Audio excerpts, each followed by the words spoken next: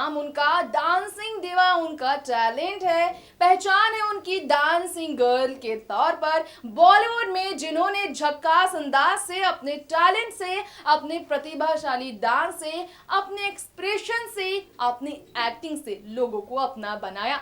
90s और 80s के ending की बेहद ही खूबसूरत अदाकारा माधुरी दीक्षित ही है वो। जी हाँ, आज का हमारा प्रोग्राम माधुरी दीक्षित को लेकर। मैं आपकी होस्ट तृप्ति आज आपको बताऊंगी बॉलीवुड की धक धक गर्ल यानी कि डांसिंग दिवा माधुरी दीक्षित, जो 50 की उम्र को पार करने के बावजूद बॉलीवुड में खुद को फिट रखती हैं, बॉलीवुड में खुद को बेहतरीन एक्ट्रेस में शामिल रखती हैं। बॉलीवुड करियर का अध्ययन करने के बजाय बॉलीवुड की करियर को और आगे बढ़ाने के बारे में सोचकर लोगों के लिए इंस्पिरेशन बनती है। भाई कौन है माधुरी दीक्षित, कैसी रही उनकी फैमिली बैकग्राउंड, आज हम आपको बताएंगे। ग्लैमर इंडस्ट्री से हटकर ग्लैमरस एक्ट्रेस माधुरी दीक्षित की जिंदगी कैसी हुआ करती थी, बचपन के दिनों में माधुरी दीक्षित कैसी दिखती थी और उनकी मासूमियत के दिनों में कैसा रहा उनका बचपन। माधुरी दीक्षित ने कहा की थी अपनी पढ़ाई एजुकेशन के मामले में माधुरी दीक्षित कितनी आगे रही, कितनी पीछे रही, किस तरह उन्होंने बॉलीवुड में अपना रास्ता चुना और बॉलीवुड में अपने आप को बेहतर एक्ट्रेस के तौर पर ना सिर्फ सही साबित किया बल्कि लोगों के लिए आइडियल भी बन गई माधुरी। चलिए जानते हैं माधुरी दीक्षित की जिंदगी के सफर के बारे में, उस सफर के बारे में जिसे पीछे छोड़कर आज वो बॉलीवुड की ग्लैमरस एक्ट्रेस के तौर पर जानी जाती हैं। बॉलीवुड की धक धक गर्ल यानी कि माधुरी दीक्षित, आप सभी की फेवरेट डांसिंग दिवा माधुरी दीक्षित, जिन्होंने बॉलीवुड में काफी राज किया। आज भी उनके नाम का डंका बॉलीवुड इंडस्ट्री में बचा हुआ है। सभी जानते हैं बॉलीवुड में माधुरी दीक्षित की पहचान एक जबरदस्त एक्ट्रेस, एक जबरदस्त डांसर और ब्यूटीफुल एक्ट्रेस के तौर पर बनी हुई है। इंडियन एक्ट्रेस जिन्होंने हिंदी सिने इंडस्ट्री में जमकर काम किया, जिन्होंने अपनी एक्टिंग और डांसिंग स्किल से सबको काफी ज्यादा अपनी तरफ आकर्षित किया, जिन्होंने 6 बार फिल्म फेयर अवार्ड अपने नाम दर्ज कराया। बेस्ट एक्ट्रेस के तौर पर, बेस्ट सपोर्टिंग एक्ट्रेस के तौर पर स्पेशल अवार्ड उन्होंने फिल्म इंडस्ट्री में कंट्रीब्यूशन के लिए अपने नाम हासिल कर लिया है। 15 मई साल 1967 में जन्म लेने वाली माधुरी दीक्षित, जो 51 साल की हो रही हैं, उनके बारे में हम बात कर रहे हैं, जिन्होंने साल 1999 में श्रीराम माधव नेने, डॉक्टर श्रीराम माधव नेने संग शादी रचाई, जिनके बाद रायन नेने और अरविंद नेने उनके 2 बेटे हुए। अपनी फैमिली के साथ बेहद ही खूबसूरत लाइफ एंजॉय करने वाली माधुरी दीक्षित ने वैसे तो बॉलीवुड इंडस्ट्री में काफी काम किया है, जिन्होंने तमाम ऐसी फिल्में दी है जिसके जरिए उनका नाम बॉलीवुड में हमेशा लिया जाएगा। बात साल 1990 में आई उनकी फिल्म दिल की करे, बात करें फिल्म दयावान की, बात करें फिल्म हम आपके हैं कौन की, फिल्म राजा की बात करें, या फिर बात करें हम तुम्हारे हैं सनम से लेकर देवदास की। चंद्रमुखी के किरदार से देवदास में सबको अपना बनाने वाली माधुरी दीक्षित ने बॉलीवुड में खूब नाम कमाया, जिन्होंने 80 के दशक से बॉलीवुड की करियर शुरुआत करने के साथ अब तक बॉलीवुड में लगातार राज किया है। ये बात अलग है कि शादी के बाद बॉलीवुड इंडस्ट्री से थोड़ी दूर हो गई थी माधुरी दीक्षित, लेकिन माधुरी का नाम हमेशा बॉलीवुड इंडस्ट्री में टॉप एक्ट्रेस के तौर पर लिया जाएगा। बता दें आपको, जिन्होंने बॉलीवुड इंडस्ट्री में जमकर काम किया, उन्होंने अपनी फैमिली के साथ काफी ज्यादा एंजॉय किया। जी हाँ, ब्राह्मण फैमिली से बिलोंग करने वाली, मराठी बोलने वाली माधुरी दीक्षित, जिनके पिता शंकर और मां स्नेहलता के साथ बहन रूपा और भारती के साथ भाई अजीत एक साथ रहा करते थे। एक्टिंग करियर में उनका गोल बिल्कुल नहीं था। जानकर आप होंगे हैरान, लेकिन माधुरी दीक्षित ने कथक डांसर के तौर पर अपनी पहचान बनानी चाहिए थी, जो कि माइक्रोबायोलॉजिस्ट बनना चाहती थी। पढ़ाई की तरफ उनकी दिलचस्पी लोगों को हैरान कर देती है आज भी। जिन्होंने बॉम्बे पार्ले कॉलेज, जो कि विले पार्ले में है, बॉम्बे के ईस्ट विले पार्ले में है, वहां से कोर्स की।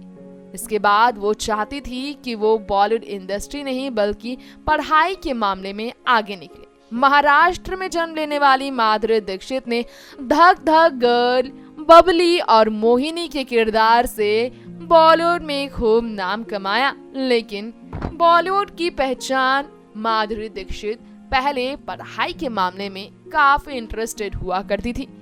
ये जानकर आप होंगे हैरान, लेकिन बॉलीवुड इंडस्ट्री में 66 फिल्मों में काम कर चुकी माधुरी दीक्षित ने साल 1986 में रिलीज हुई फिल्म अबोध और स्वाति से बॉलीवुड में अपनी पहचान बनाने की शुरुआत की थी, जिसके बाद देवदास और वजूद जैसी फिल्मों में उन्होंने प्लेबैक सिंगर के तौर पर अपनी आवाज भी दी है। जी हाँ, 12 फिल्म फेयर अवार्ड के लिए नॉमिनेट होने वाली स्टार स्क्रीन अवार्ड से लेकर दिल बेटा हम आपके हैं कौन, दिल तो पागल है, देवदास, राजा, मृत्युदंड और लज्जा जैसे फिल्मों के लिए अपने परफॉर्मेंस के लिए खूब सराही गई माधुरी दीक्षित, जिन्होंने एक कार्डियोवास्कुलर सर्जन श्रीराम माधव नेने संग अपनी जिंदगी को अलग ही मोड़ दिया था।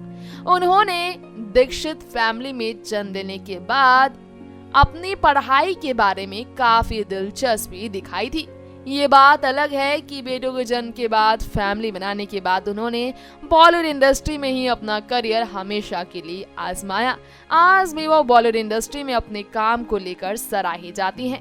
ये बात आपको शायद ही मालूम हो, लेकिन राजश्री प्रोडक्शंस के बैनर तले बनने वाली फिल्म के जरिए अपनी करियर की शुरुआत करने वाली माधुरी, जिन्होंने अपनी करियर के दौरान, फिल्मी करियर के दौरान तेजाब, राम लखन, प्रेम प्रतिज्ञा, साजन, दिल, 100 दिन, खलनायक से लेकर दिल तो पागल है, पुकार जैसी मूवीज ही नहीं बल्कि इन सभी हिट फिल्मों के जरिए पहचान बनाने वाली माधुरी ने 26 बार अवार्ड में खुद को नॉमिनेट करने की पहचान तक ले जाने में कामयाबी हासिल की है, जिन्हें 2000 में मिलेनियम एक्ट्रेस के तौर पर जाना गया।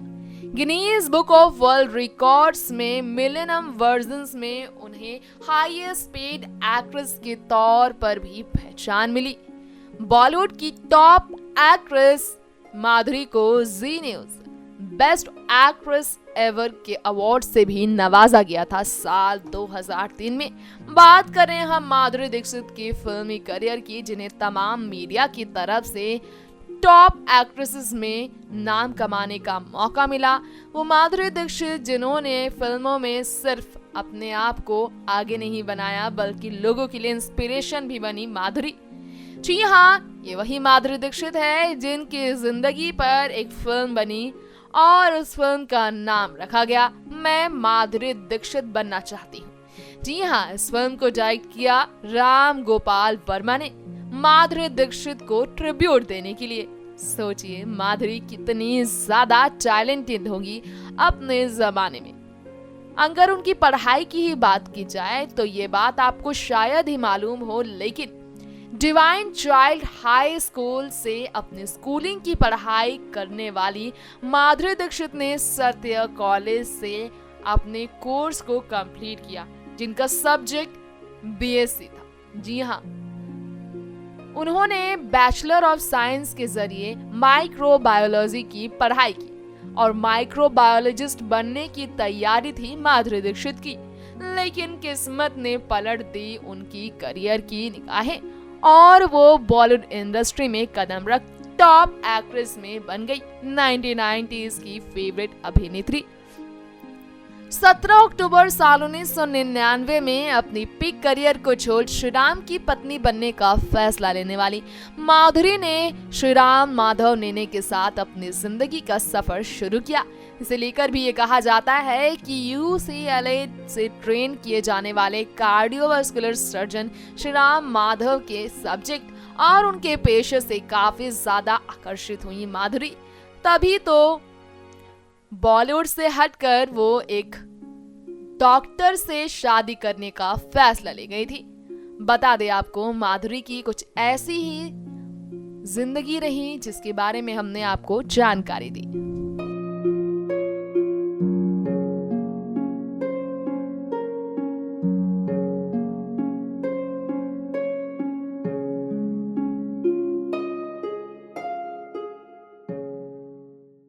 ये था आज का हमारा special programme Bollywood actress Madhuri Dixit से जुड़ा हुआ, जिसमें हमने आपको बताया धक धक गर्ल माधुरी दीक्षित के बारे में। हमने आपको अपडेट कराया उनकी जिंदगी से, उनके उन खास चेहरों से जिससे आप रूबरू हो चुके होंगे। बचपन के दिनों में माधुरी कैसी दिखती थी ये हमने आपको बताया, और इसी के साथ हमने आपको जानकारी दी बॉलीवुड की डांसिंग दीवा माधुरी स्कूलिंग टाइम पे किस तरह से अपने बचपन की लाइफ को एंजॉय करती थी, कैसा रहा उनका फैमिली और फैमिली का वो रिश्ता जो आज बॉलीवुड से काफी दूर है। लाइमलाइट से हट के लाइमलाइट का हिस्सा बनने से पहले माधुरी की जिंदगी कितनी अलग, कितनी अनोखी थी ये हमने आपको बताया। और अब इसी के साथ वक्त आ चला है इस प्रोग्राम का यहीं दी एंड करने का। तो आज के लिए इतना ही, अगली बार लौटेंगे फिर इसी तरह से बॉलीवुड अभिनेत्री से लेकर बॉलीवुड की अभिनेताओं की जिंदगी से आपको रूबरू कराने के लिए, ऐसे ही किसी सच्ची दास्तां से, इसी तरह से अनोखी कहानी के साथ, जिसके लिए देखते रहें आप हमारा चैनल नेक्स्ट 9 न्यूज।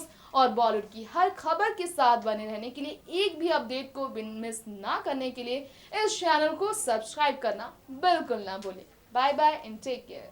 अगर आप भी बनना चाहते हैं एंकर और रिपोर्टर, वीडियो एडिटर, कैमरामैन या फिर स्क्रिप्ट राइटर, तो हमें संपर्क करें।